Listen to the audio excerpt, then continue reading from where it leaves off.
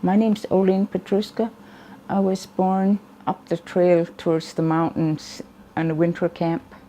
It's upriver from here, but it branched off to Tanzania River. But just our family were there, mom and dad, and their mom and dad, and dad's brothers and sisters. My dad traps out of there up towards Alaska Range, and their dad too. We had a little cabin that we were staying in, and other people were living in tents. And I used to run after my sisters, and they used to hide from me, and Mom thought that we'll wander off and get lost. It was in March when there's a lot of crust on the snow, and we could run all over in the woods, and she was telling us it was dangerous. And then I remember I used to go next door to my dad's parents, and my grandpa will always be gone to check beaver snares or his traps, and my grandma was out chicken hunting spruce hens or checking her rabbit snares. My sisters, they help skin the rabbits and clean the spruce hens, and my favorite food is moose meat. Mom always make roast. I remember that.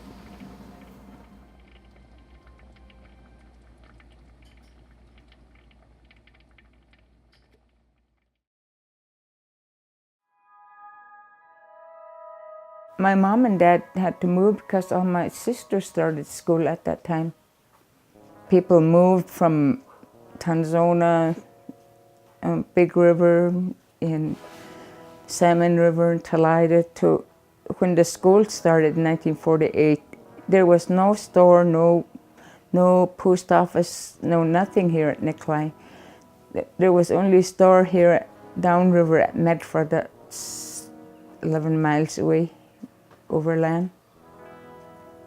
And then when they had to go back to Trapline up the trail, we have to stay with my dad's mom and dad, or aunties, mom's aunties, or with other families. And we used to get really miss mom and dad really lots because they'll be gone for 2 or 3 months at a time.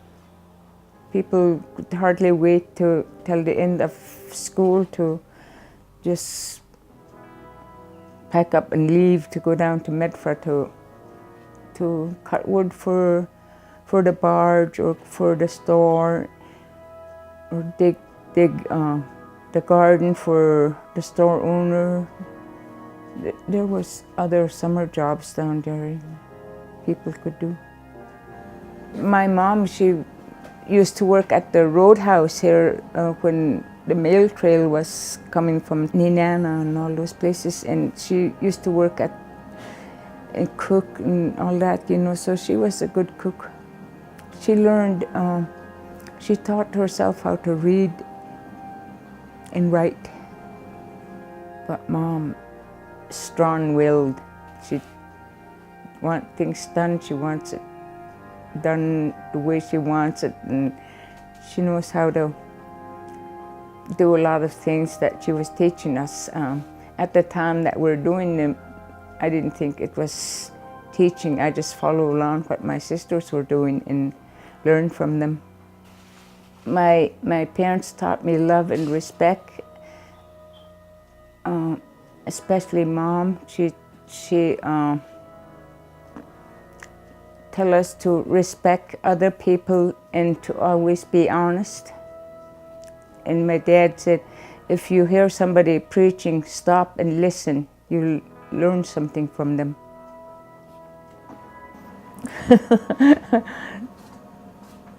They're awesome.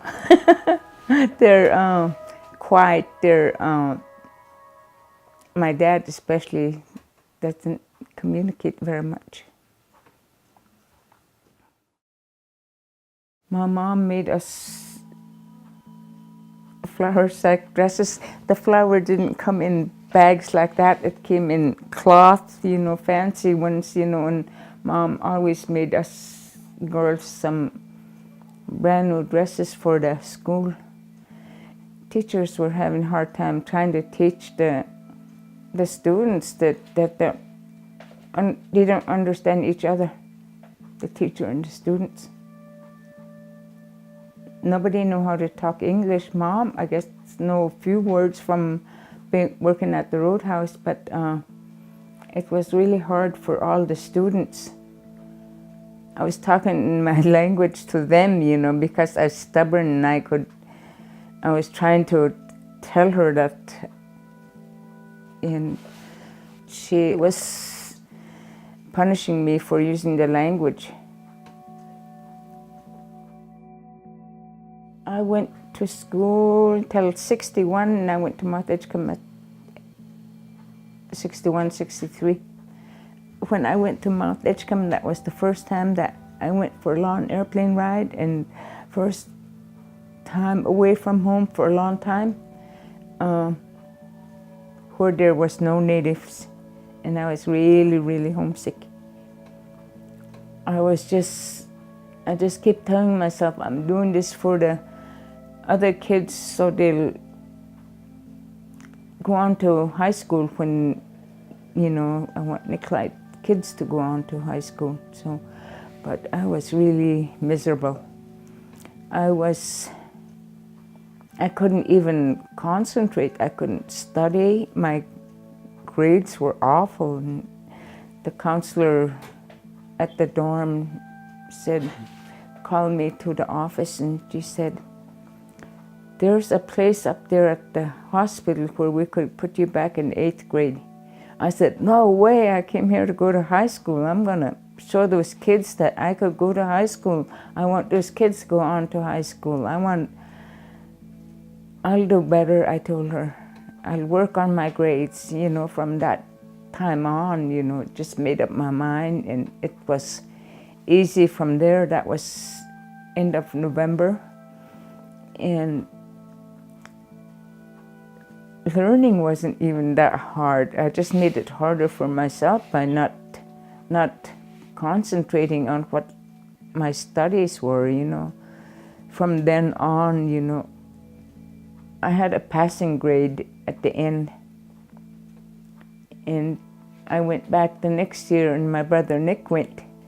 But we couldn't have gone back if we wanted to, because nobody's got the money to travel. I went for 2 years, and I came back and get married, and after that I get my GED. First one in Nikolai still to get a diploma, although it was through GED.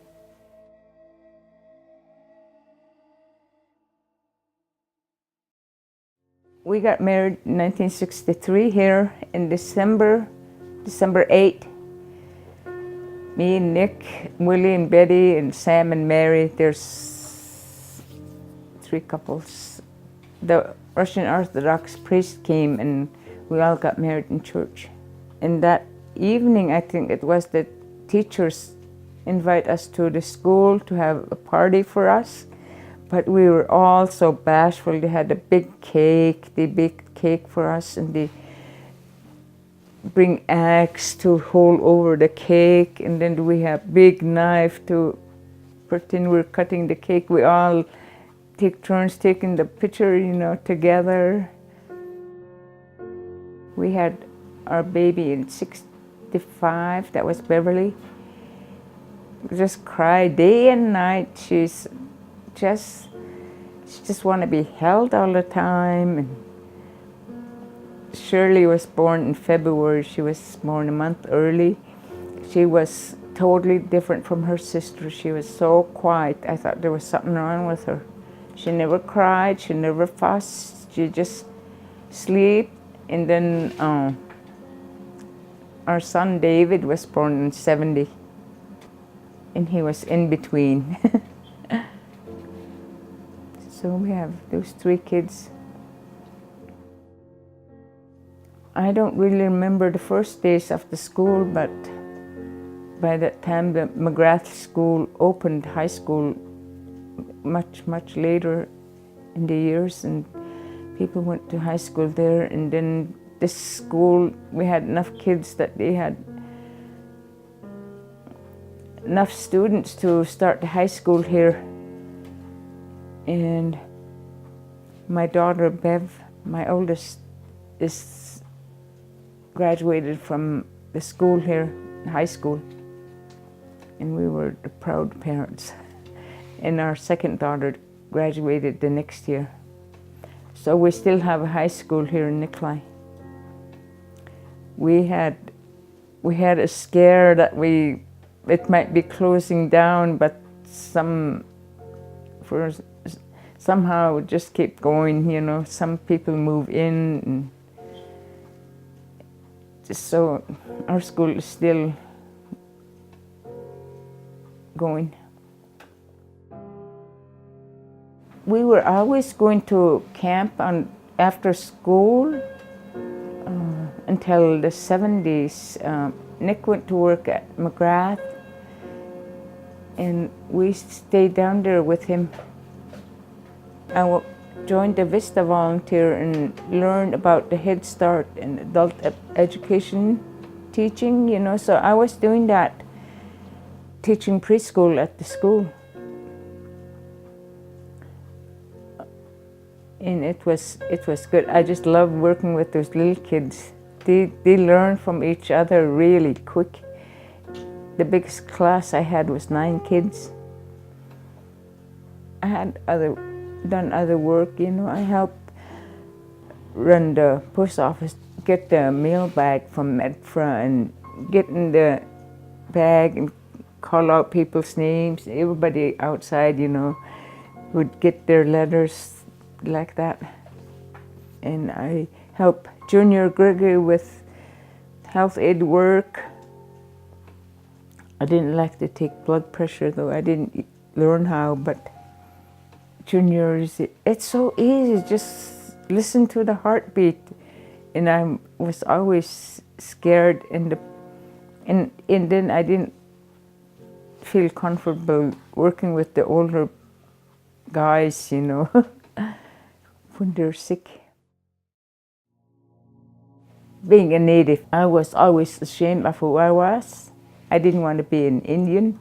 I was always put down, and I take it seriously. It's sad.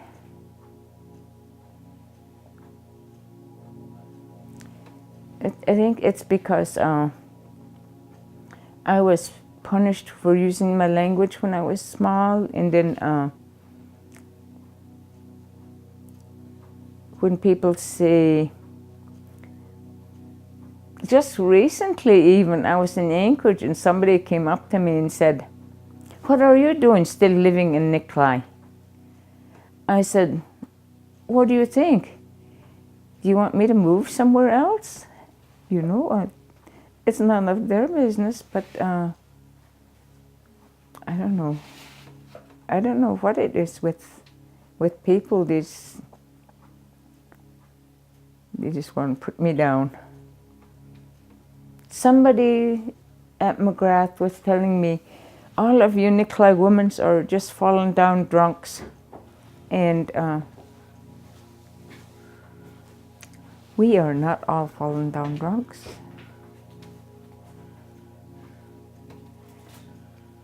It was not too long ago when I finally felt comfortable about who I was and what I'm doing.